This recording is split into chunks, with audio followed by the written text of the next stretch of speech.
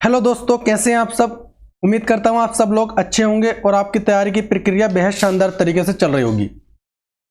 दोस्तों, आज हम बात करेंगे दक्षिण भारत की। किसकी बात करेंगे? दक्षिण भारत की हम बात करेंगे आज, और बहुत अच्छे से इसको समझने की कोशिश करेंगे। चलिए देखते हैं। सबसे पहले हम देखेंगे चोल राज्य। चोल राज्य देखेंगे, इसमें हम चोल राज्य में कहाँ से कहाँ तक था, ये कहाँ था। ठीक है, चोल राज्य कहाँ पर था? ये पेन्नार और बेल्लार नदियों के बीच में था। ये कौन सा चोल राज्य है? ठीक है, किसके बीच में था? पेन्नार और बेल्लार नदियों के बीच में था चोल राज्य। इसकी प्रारंभिक जो पहली राजधानी थी वो क्या थी? उत्तरी मनलूर थी। क्या थी? उत्तरी मनलूर थी। ठीक है, चोलों का प्रतीक चिन्ह क्या हुआ करता था? तो चोलों का प्रतीक चिन्ह था बाघ। क्या था? बाघ था। चोलों का प्रतीक चिन्ह क्या था? बाघ। इसके महत्वपूर्ण जो शासक था वो कौन कौन थे? एक तो करिकाल था और एक एलारा था। एलारा ने श्रीलंका के राजा को जो है हराया था। किसने किसको हराया था? श्रीलंका के राजा को हराया था। ठीक है, और इस करिकाल ने जो है पुहार, ठीक है, पुहार जिसको कहते हैं बंदरगाह, पुहार को कहते हैं बंदरगाह, और कावेरी नदी के किनारे 160 किलोमीटर लंबा बांध बनवाया था। क्या बनवाया था? बांध। ठीक है, करिकाल 7 स्वरों का ज्ञाता भी माना गया। करिकाल को कहते हैं 7 स्वरों का ज्ञाता। 7 स्वर क्या होते हैं? 7 स्वर होते हैं सा रे गा मा पा धा नी सा। इसका बहुत बड़ा ज्ञाता माना गया। चोल राज्य को कोरोमंडल कहा गया। कोरोमंडल क्यों कहा गया? ये जो है आपका एक कोरोमंडल तट है। क्या है? कोरोमंडल तट है, इसलिए इसे कोरोमंडल कहा गया। 9वीं शताब्दी में विजाल्य के समय शासक जो है शासन जो है दोबारा इन्होंने जो है दोबारा इसका उदय हुआ। ठीक है, इसका जो है दोबारा उदय हुआ। ठीक है, चलिए आगे देखते हैं। इसके बाद में बात करेंगे हम चेर साम्राज्य। किसकी? चेर राज्य की। चेर राज्य की अगर हम बात करें तो ये मालाबार क्षेत्र में, मैंने आपको बताया था, देखो इस तरीके से ये हो गया आपका मालाबार और ये आ गया आपका कोरोमंडल। तो यहाँ पे ये चेर जो है यहाँ थे। ठीक है, तो ये मालाबार तट है। ये क्या है? मालाबार तट। ठीक है, मालाबार तट है। और इसकी राजधानी क्या थी? बज्जी या कुरु थी। ठीक है, इसकी 2 राज्य थी, राजधानी थी बज्जी और कुरु। ठीक है, इसका प्रतीक चिन्ह क्या था? धनुष। इसका प्रतीक चिन्ह क्या था? धनुष। इसके प्रसिद्ध राजा कौन थे? आदिगेमान। आदिगेमान, क्या नाम है? आदिगेमान। इन्होंने गन्ने की खेती की थी। क्या किया था इन्होंने? गन्ने की खेती की थी इन्होंने। ठीक है, गन्ने की खेती की शुरुआत की थी इन्होंने। 2री शताब्दी के बाद चेर शक्ति खत्म हो गई। ठीक है, खत्म हो गई थी। दूसरी शताब्दी के बाद चेर शक्ति जो है खत्म हो गई थी। आगे चलते हैं, पांड्य साम्राज्य भी देख लेते हैं हम। देखो 3 लोग थे। कौन कौन से? मान के यहां पे था, ये था पांड्य, ये क्या था आपका? चोल, ये था आपका चेर। बस हम इसी की बात कर रहे हैं। ठीक है, अब हम किसकी बात कर रहे हैं? पांड्य की। इसका हमें पता कहां से चलता है? मेगनीस्थीस की बुक जो है इंडिका, इससे हमें पता चलता है पांड्य साम्राज्य का। इसका शासन जो था स्त्रियों के हाथों में हुआ करता था। किसके? स्त्रियों के हाथों में हुआ करता था इसका शासन। तो इसकी राजधानी क्या थी? मदुरई। क्या थी इसकी राजधानी? मदुरई। इसका प्रतीक चिन्ह क्या था? मछली। इसका प्रतीक चिन्ह क्या था? मछली। इसका जो है प्रसिद्ध शासक कौन था? नेडियोम। क्या नाम था? नेडियोम। समुद्र की पूजा की शुरुआत किसने की थी? पांड्य साम्राज्य ने की थी। ठीक है, समुद्र की पूजा क्या करते थे? 5वीं शताब्दी के बाद पांड्यों की शक्ति भी खत्म हो गई। ठीक है, 5वीं शताब्दी के बाद पांड्य की शक्ति भी खत्म हो गई। इसके बाद में आता है वकाटक वंश। कौन सा? वकाटक वंश। वकाटक वंश का जो राजा हुए वो कौन हुए? वो है विष्णुवर्धन। कौन हुआ? विष्णुवर्धन। ये जो है ये इनका गोत्र ब्राह्मण गोत्र के कहलाए। ये क्या कहलाए? ब्राह्मण। बिना उपाधि के इन्होंने शासन किया। इन्होंने कोई उपाधि नहीं ली और इन्होंने ऐसे ही बस शासन करते रहे। ठीक है, बिना उपाधि के शासन करते रहे। इसके उत्तराधिकारी कौन हुए? हरिपुत्र और पृषभ सेन फर्स्ट। ठीक है, ये इनके उत्तराधिकारी हुए। इन्होंने उपाधि ली थी। इन्होंने उपाधि ली थी महाराज धीराज की। ठीक है, महाराज धीराज की इन्होंने उपाधि ली थी।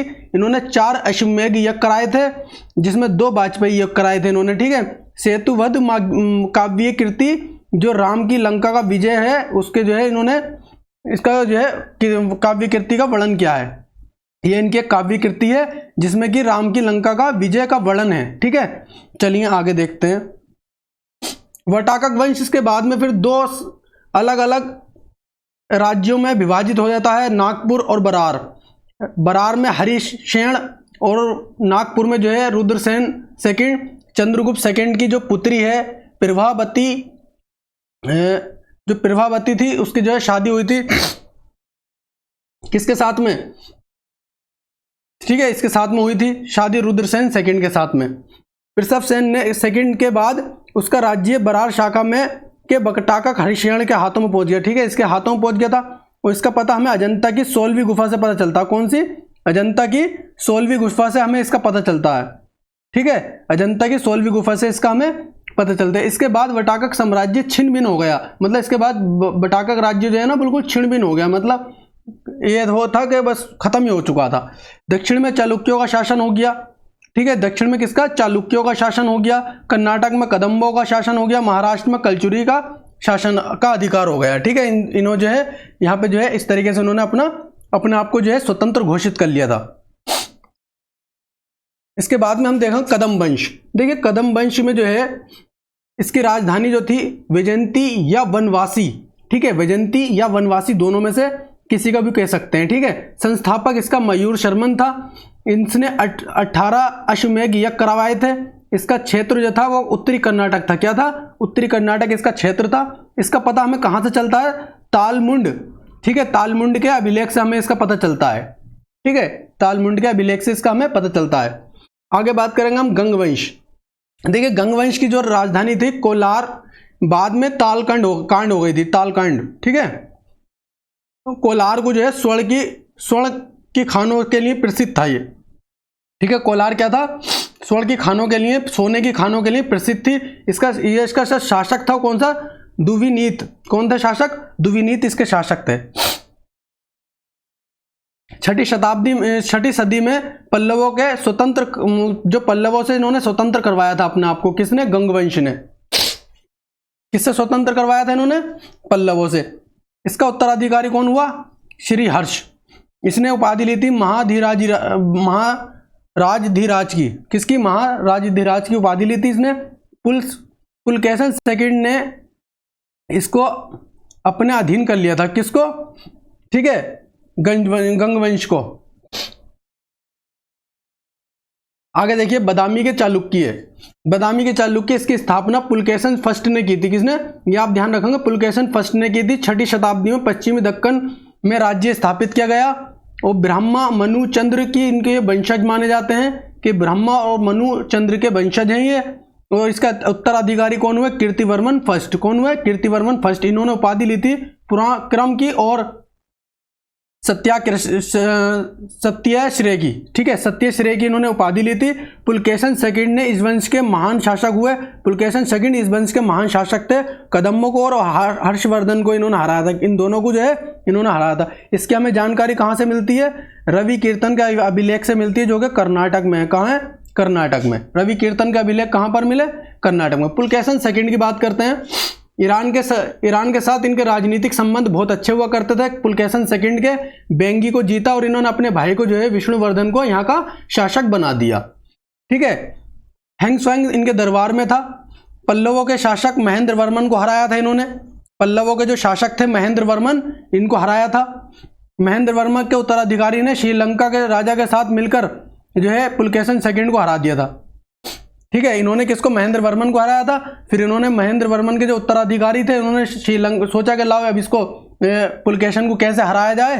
तो इन्होंने जो है श्रीलंका के जो राजा थे मानबम, इनके साथ मिलकर जो है पुलकेशन को जो है मार दिया। इन्होंने उपाधि कौन सी ली थी? पुलकेशन सेकंड ने उपाधि ली थी विक्रमादित्य फर्स्ट की, विनयादित्य और विजयादित्य, ठीक है, इन्होंने इसकी उपाधि ली थी। चलिए आगे बढ़ते हैं। बेंगी के चालुक्य। देखिए बेंगी के चालुक्य अगर हम बात करें तो विष्णुवर्धन, ठीक है, पुष्टपुर, बेंगी और राजमुंदरी, ठीक है। इस वंश का अंतिम शासक कौन हुआ?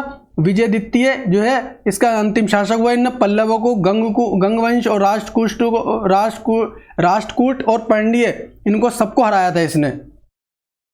तो दोस्तों आपको अगर हमारे ये वीडियो पसंद आया हो तो वीडियो को लाइक करें, शेयर करें, कमेंट्स करके बताएं और आपको ये वीडियो कैसा लगा। Thanks for watching.